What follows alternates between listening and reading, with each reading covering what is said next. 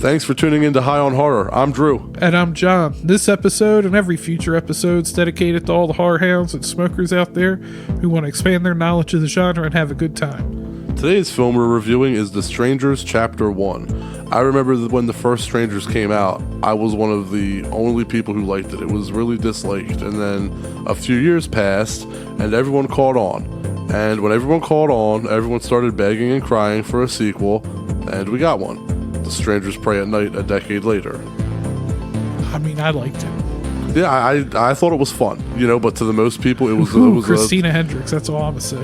Yeah, to most people, they did not like it. It was a big disappointment. And I remember back in the good old days when, what happened to the good old days when a movie sucked, and they would just keep on trucking along with the series, like RoboCop or Rambo. And that's another hit or miss depending on the movie. Fuck, Halloween. They just kept on trucking. They'd pump out a bad sequel, but my bad, come back, here's another one. Here's part 5. Oh, my bad, here's part 6. Nowadays, if a movie sucks, you just fucking reboot it. Let's just start from scratch. And that's what this is. The Strangers Chapter 1 is the first film in a reboot trilogy, but this time we have Renny Harlin, the director of A Nightmare on Elm Street 4 and Prison and Cliffhanger on board to bring new life to The Strangers. Stick around to hear our review. All that and more today on High on Horror. Interviews, reviews, and the latest news all rolled into one.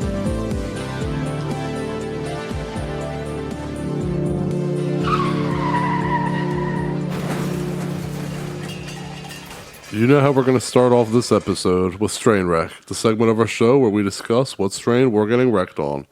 John, what's on the slab today, brother? Got us another pre-roll, this time from Live Well. It's called Phantom Cookies. Got us a 1 gram blunt here. I'm too blind. THC's 23%. And always from Leafly here. Phantom Cookies, also known as Phantom Cookie with no S, is a sativa-dominant hybrid strain from Northern California that crosses a flavorful cherry pie with a resin-heavy Granddaddy Purple. Okay. I like me some Granddaddy Purps.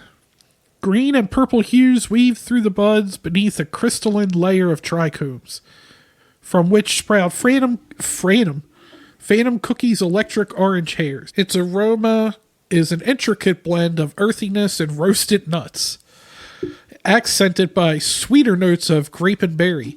Next comes the hybrid's crushing euphoria. I've never heard anybody saying, "Oh, this euphoria is so crushing," which shakes the mind awake with creativity and happiness. Damn, sound like going to be our best episode yet. Yeah, right?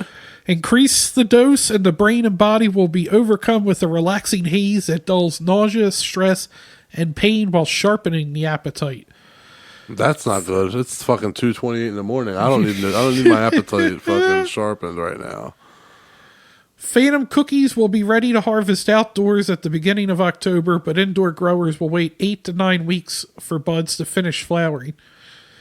You'll feel uplifted, happy, and energetic. Negatives are dizzy, anxious, and paranoid. I got us some reviews here. These are mostly short ones. This one said, "Makes me feel like a fucking genius." "It's been a while since I've had weed this good." This next sentence was in all capitals. "Hot lava, it is fire," with the fire emoji and 3 exclamation points. "It took me to the moon within minutes, and I feel delicious." Incredible. I've never once said I feel delicious. Have you? No. So, said took me 15 minutes to walk from my garage to my couch and plug in my laptop. 10 out of 10. Would recommend.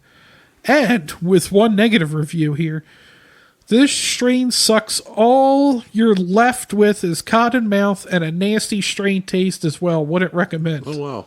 That's the polar opposite. Yeah, that person was not a fan. So okay. Well, we'll see what we're getting into. I mean, spoiler alert. We're high already because of the chocolate tie from the prior episode, because we're recording 2 episodes in a row, because that's what you do when you podcast. So I also think that's why you were having trouble reading the label earlier. I think you said your eyes are bad or you're blind. I don't think that's all of it. I think the time and everything else is weighing on us. But anyway, I wanted to get into this with you, John, because I know you'll love this news. I meant to bring this up last week. Night Dive Studios is going to release The Thing remastered digitally, the game, on PC via Steam, PlayStation 4, PlayStation 5, Xbox One, Xbox Series, and the Nintendo Switch later this year. That's how I'm buying it. I'm buying it on the Switch. Did you play the game? I played it back in high school. I never played it. I would not get it on the Switch. Really? Yeah, graphically, it's going to be the less powered. I mean, I don't know. My wife got the Harry Potter. I don't know about games like that. I guess you're the game guy. I'll listen to you. But my wife got the Hogwarts game, and it looks pretty good. what I do is I just use my Steam Deck. With emulators now, I could download the game and upscale the quality to like 4K. Oh, shit. Okay. But I'm sure they'll probably have smoother textures. I've heard about it. I don't know if there's any media available from it, but I mean, I definitely want to check it out. Well, that's funny you said that, because the Thing remastered will, according to Per Bloody Disgusting says, this update or remastered version of the Thing game will also support updated character models, textures, and animations with the implementation of advanced 3D rendering for updated lighting and atmospheric effects. Plus, it's in 4K resolution. All right. So yeah. Hopefully they don't charge $60 for it, but they probably will. They probably will, and we're suckers and we're going to pay for it, you know. Especially because, I mean, it's funny. John Carpenter's The Thing. It has literally climbed. It's not even opinion. It's just facts that it's climbed the ranks of just in general being considered one of the greatest horror movies of all time, and its popularity is just fucking growing. It's not dying off. It's just getting more and more popular. So I think this is actually going to be successful, and they might get us a sequel, because we never got a sequel to the first game. So maybe this will get us a sequel to it. Maybe this will hit better. But did you ever see the Joey Diaz when he talked to Joe Rogan about, he called it Susquehanna weed? Yes. And said how it was too fucking tight to hit? Yeah. I don't know if you see me over here fucking struggling with this thing. I've tried to light it like 3 times. You've heard me like pulling, and this is all that's like smoked of it. Oh, so. yeah. Damn, looks like you just started it. But you were talking about popularity of the thing growing. Yeah. I mean, look at my nephew. He's 17. I got him to watch it. Of all the horror movies I've had him watch, that's his favorite horror movie. My wife has The Thing sweatpants from Fright Rags, so yeah. It's funny because he was talking to me about movies and stuff, and he was saying that probably John Carpenter's his favorite director. I'm like, fine. I was like, we're teaching the next generation right. And then I was surprised to hear from, a kid his age is he said, I don't know. I just like older movies better. It seems like they made better movies back then. I was like, the prize. Then we got an whole discussion. I'm like, the people are just out of ideas at this point, it seems like. He seems very wise. Unless you listened to last week's episode about South Korea Ghost Story. Well, actually, I think I might, now forgive me for being stupid and high all the time, but I probably have told you this, and I probably have said this on the podcast before, but I'm going to say it again because we're talking about it. The Transformers movie, the animated movie from the 80s, right? I believe it was from the 80s or early 90s. Shit, I grew up watching it. I don't even know. I believe I'm going to look it up right now because I should know this. If I remember correctly, you told me this off air last week when we were recording. It's not about the theme song. Oh, okay. It's about 1984.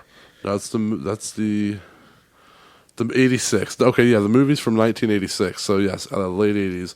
I have it on Blu-ray because I grew up watching it. I love that movie, and I put it on for my son. And granted, Abel has watched all the Michael Bay movies. He's watched all the live-action Michael Bay movies. He even watched Bumblebee. He loves them. He has toys from them.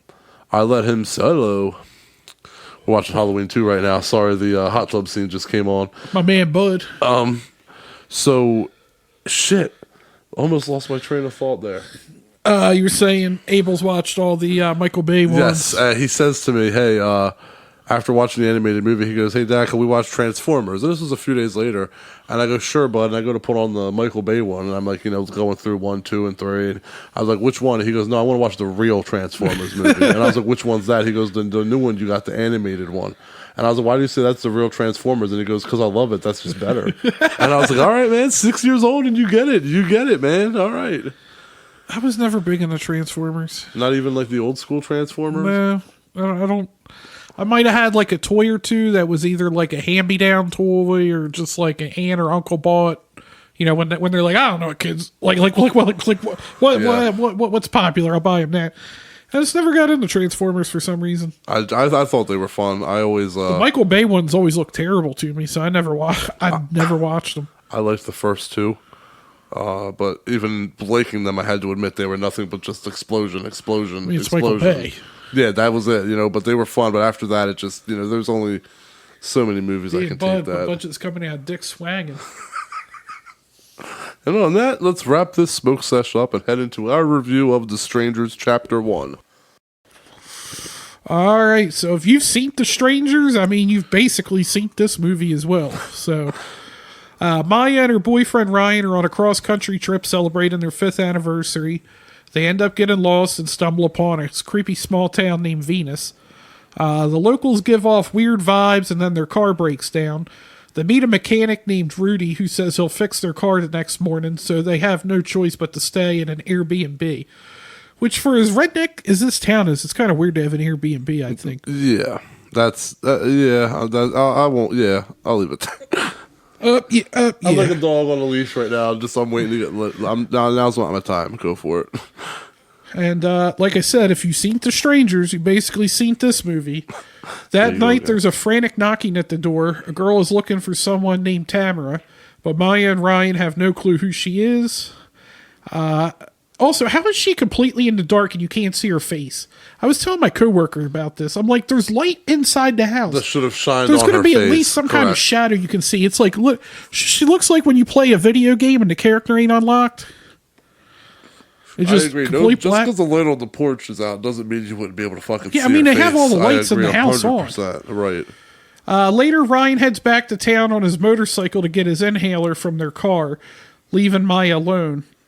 While he's gone, Maya starts getting stalked by this silent figure. They call it the Scarecrow. I just call him Baghead. I always thought he was called the Guy. They used to call him the Guy, or now he's fucking Scarecrow. Yeah. Cillian Murphy was a better Scarecrow. Yeah, fair enough. I'm not going to argue that. Whatever the name of the actor was from Wizard of Oz is also a I don't know Scarecrow. his name, but him too, yeah. This is totally unrelated. Real quick, I got to go on a wrestling tangent because I think you'll find this funny. So I was watching this show called Vice just started putting out Who Killed WCW. Oh, shit, okay. And Kevin Nash is talking, and he said, because him and Scott Hall were there before they came back as the Outsiders, as Big Diamond Stud. And Kevin Nash's character, I don't know if you remember this, Oz. Seth Green? No. Wait, I just went Buffy, bro. What? Hold on.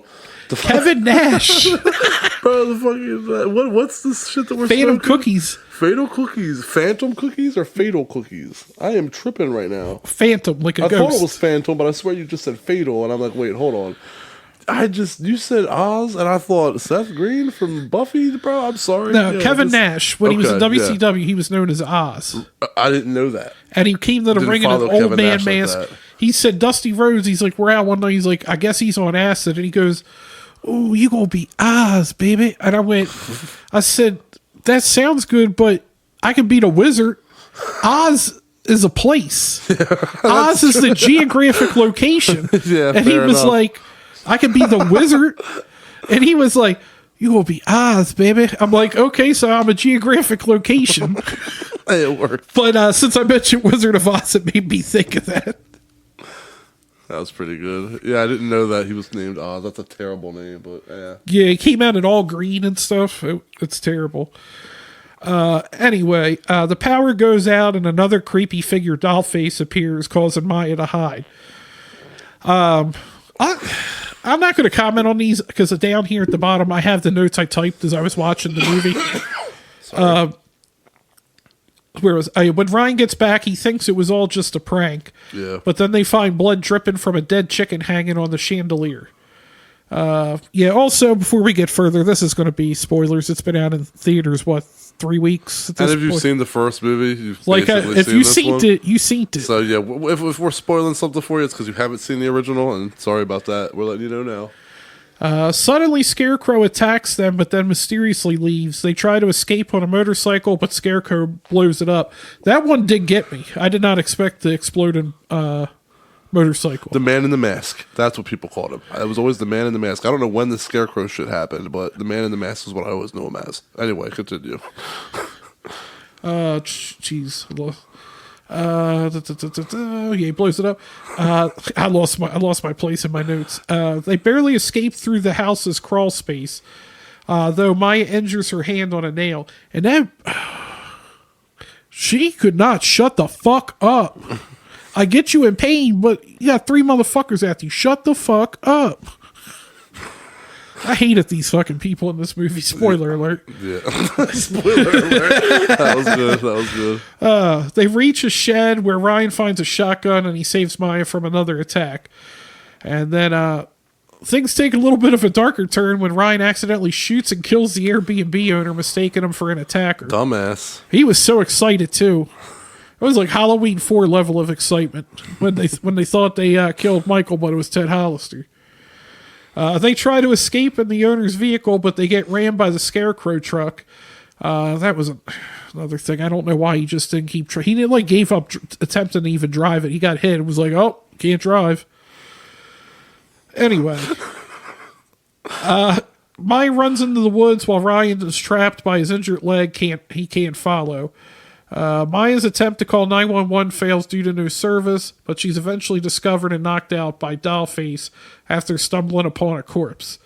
Meanwhile, Ryan tries to confront Pinup Girl, demanding to know where Maya is, but he gets knocked out by Scarecrow.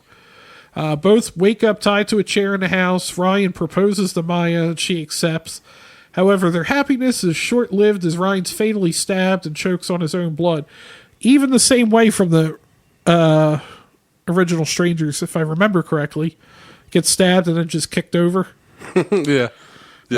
That's pretty fucked up. Yeah, pretty heartless. He chokes on his own blood. Maya, in despair, asks why they're being targeted, and the killers simply say, "Because you're here," which was also in the trailer, which was also in the original. Haven't heard that. Well, the line original before. was because you were home. Oh, I'm sorry. Yeah, they changed it up slightly. Oh, that's one of the 2 things they changed. They changed a word. Yeah. a word. Haven't heard that line before at all. She's then stabbed as well. Just as police sirens are heard, the killers flee. Miraculously, Maya survives and wakes up in a hospital bed, but the nightmare isn't over. Scarecrow's lying next to her, somehow in the hospital, unnoticed. One thing I gotta ask real quick. Did he stab her in the pussy at the end? Did I see that right? I don't know. One, that would require me to see it again. I swear, it was quick. I was pretty sure I thought that's it was what the I thought stomach, about. but that's fucked up. It seemed pretty low for me. I don't know if I saw that right. That's why I'm asking. Yes, so I was by myself in the theater. So I had no problem taking my phone out and just openly taking notes as I was watching. But here's some notes I typed up while watching. Drew, feel free to jump in on any of these. All right. My first impression, I feel like I'm going to hate these people. And then after they almost had the car accident, I said, "Bro, can't breathe after having almost having an accident." I'm asthmatic, but goddamn, weak.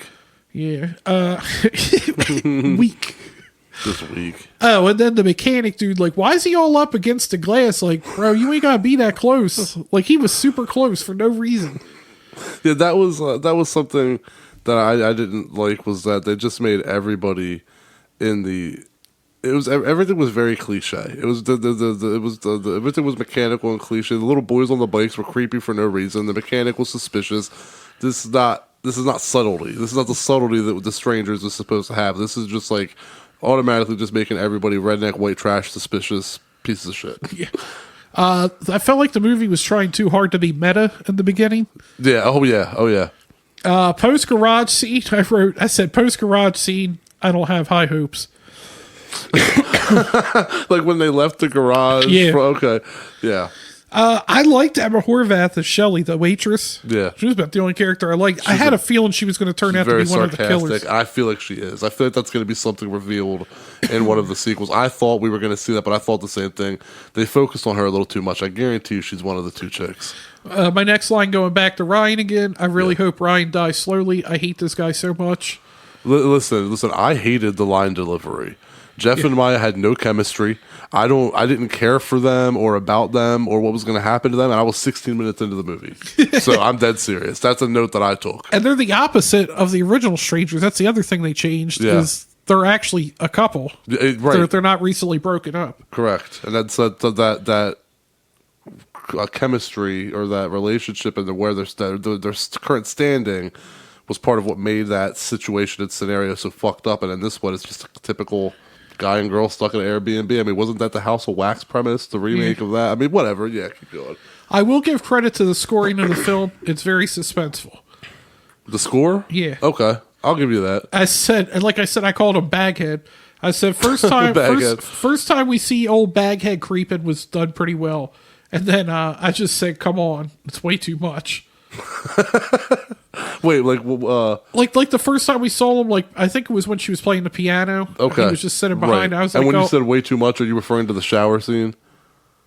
Just in general, that I feel like we just kept seeing him creep.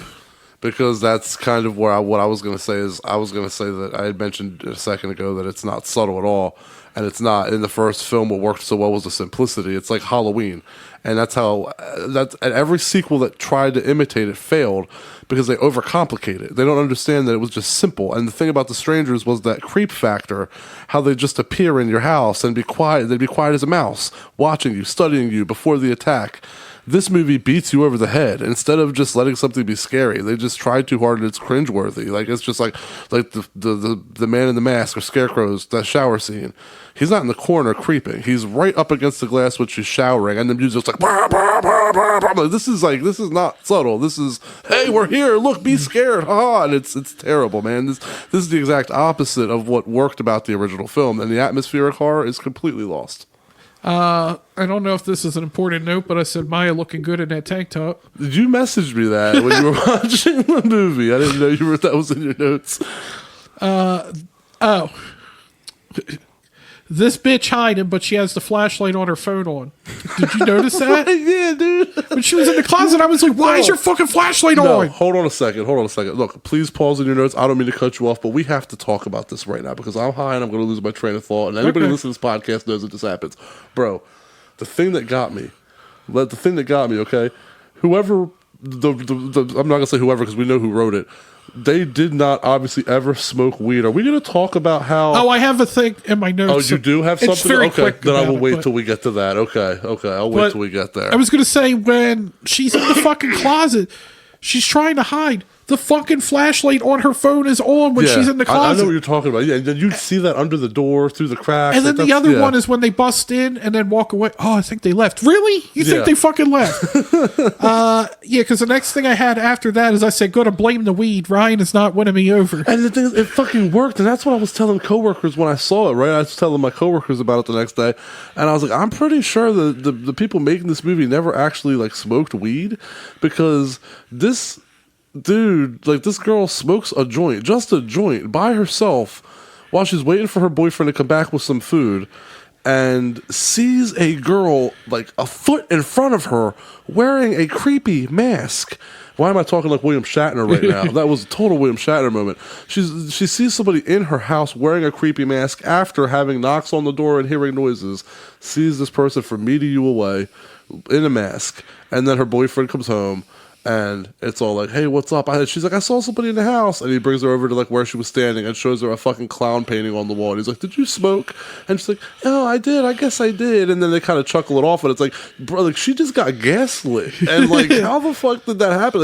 Like look, I don't care if you've never smoked weed, but I'll tell you right now, smoking weed, unless it's like laced with something, it is not going to make you see shit. You're not going to mistake a painting on the wall from a person a foot in front of you wearing a mask. It's just that was one of the most ridiculous things about the movie that she actually went for. I would have been like, nah, bro. Like, no, this bitch was here. She was in the fucking house. That wasn't a fucking... Was that Dollface, I think? Yeah. That's I remember it as that. Then the other part is I said, why would you think they left? In response to when he was after he busted, they're just fucking with us. They're just fucking with you? Like not. Oh yeah, after like when they're after hiding, he busts half the door down. Yeah, and they're hiding in the bedroom, like behind the bed, and then he just walks away. He's like, I think they left. He's what? Just fucking with us. Yeah, right. Yeah. And then I think I don't know what this one was a response to exactly, but I said, Ryan just sitting there instead of going, Jesus Christ, bro. I don't know what part that was, going with that one. but it could apply to lots of stuff. Yeah, so that's the end of mine here. Rating, like I said, if you've seen the original, you've seen this, except done worse. I'm hoping the sequels are better, but we'll see. The only thing that made the film creepy to me is that I was alone in theaters. Other than that, I was sighing most of the time. I did like the score. That was good. Other than that, brother, I even tried to go in with the mindset of like, if I've never seen this, would I like it? Just tried to forget there was any other Strangers movies. With all that thrown together, a 2.3 out of 10. Ugh. Well, they tried to go back to the vibe of the original, but it's a failed attempt and isn't scary at all. At least Pray at Night was fun. Like I mentioned in the intro, it wasn't good to me, but it was fun. And you had mentioned earlier, I had mentioned that had this in my notes for later. I was going to bring up that movie at least had Christina Hendricks in it. And I am in love with her. Even my wife knows that. Like that's okay. Yeah, so even if it's like, even if she does die in the first half hour, shit, that's still a half hour of Christina Hendricks, right? So there was at least that going for it. So it's like, it wasn't fun. This movie, I mean, Chapter 1 isn't fun. Pray at Night at least had that. It at least had somebody decent looking to look at, as perverted as that sounds. Maya in that tank top. I feel like Rennie Harlan took his. I feel like he intentionally did this, but it backfired. I feel like he wanted to take his time with this one to set up the next two movies, but the problem is he just dragged it out. It just takes too long to get going. And I hope that the sequels find the ground beneath their feet, because this one could not find its footing. This movie is number one bullshit, as Habib would say. And then after all that, you get hit with a literal to be continued. I was like, I mean, it didn't even work for the Matrix when they did that for the Matrix Reloaded. Oh yeah, because everybody knew the third one was coming out. Yeah, they didn't even the to be continued on that one got people like, oh man, fuck that. So you can't hit them with a half remake, half attempt slasher. Somebody called this the Tubi Strangers remake, and I could kind of see that. Come on, man! I'm gonna give it a 4. I don't think 2. I think 2.3 is a little harsh, but still, this 4 is like I'm never gonna. I'm gonna watch it one more time, because when it comes out to stream somewhere where I don't have to pay for it, I know my wife's gonna want to watch it, and that's it for me. I don't plan to ever watch it again. Unless 2 and 3 kick ass, and then I kind of have to, like the reverse Halloween ends, right? Like the reverse Halloween trilogy. We can hope. Yeah. Anyway.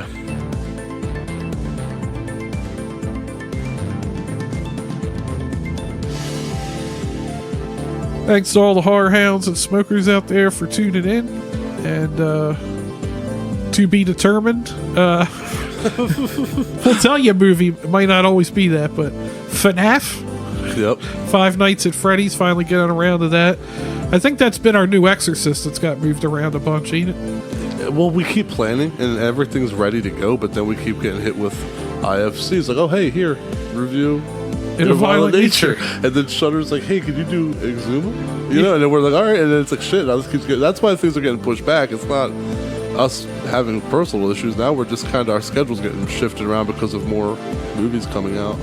But follow us online, High on Horror 420, Facebook, Instagram, Twitter, TikTok, YouTube, High on Horror 420 at gmail.com. Send them PPA questions in, and check out the website, highonhorror.com. I guess that'll about wrap her up. Catch you later. Hit those like and subscribe buttons on your way out. See you next week.